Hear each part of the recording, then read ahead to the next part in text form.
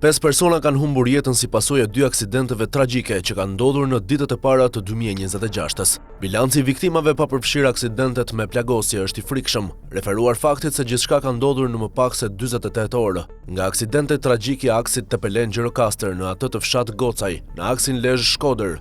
Viktimat e fundit janë Petrit dhe Elona Florini, çift bashkëshortësh nga Puka, që udhëtonin me një automjet tip Benz. Aksidenti ndodhi në afërsi të fshatit Gocaj, ndërsa mësohet se shkaki i aksidentit të rënd është bërë rrëshqitja e automjetit Benz, që si pasojë e kushteve atmosferike ka rrëshqitur në korsinë tjetër, duke u përplasur me makinën tip Porsche. Si pasojë e përplasjes së fortë, kanë humbur jetën në vendin e ngjarjes Petrit dhe Elona Florini. Petriti mësohet se ishte efektiv i policisë në Pukë. Ndërkohë të plagosur kanë mbetur 2 fëmijët e mitur, 2 dhe 6 vjeç, dhe nëna e tyre, që ndodheshin në automjetin tip Porsche. Ky aksident ndodhur në mëngjesin e 2 janarit në aksin Lezhë-Shkodër, pason me atë që ndodhi në orët e para të mëngjesit 2026-s, në aksin Tepelen-Gjirokastër, ku si pasojë e përplasjes së 2 automjeteve, humbën jetën 3 persona. Viktima të këtij aksidenti ishte Klajdi Miftari, 24 vjeç, Martin Dulej, 25 vjeç, dhe Angelo Ruçi, 27 vjeç. Mësohet se Martin Dulej po udhëtonte me automjetin tip Mercedes-Benz, së bashku me të fejuarën e tij Ardisa Demiri, 19 vjeçe, e cila aktualisht ndodhet në spitalin e traumës, në gjendje të rëndë shëndetësore për jetën,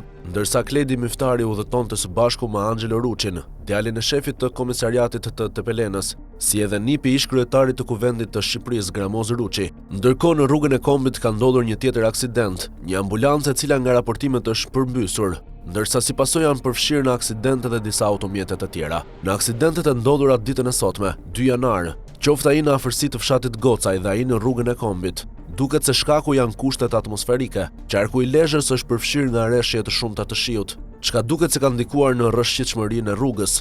Ndërkohë në rrugën e Kombit raportohet prezenca e ngricave. Pavarësisht se në orët e fundit të 2025-s, policia e shtetit publikoi një plan masash, qoftë në drejtimin e rendit, ashtu edhe të sigurisë rrugore. Duket se nuk është parandaluar përgjakja e rrugëve, ndoshta referuar eksperiencave të mëparshme në natën e ndërrimit të viteve apo në ditët e para të vitit të ri. Policia duhet të ishte prezente në rrugët e vendit, me synim parandalimin e ngjarjeve të tilla rrugore që marrin jetë njerëzish.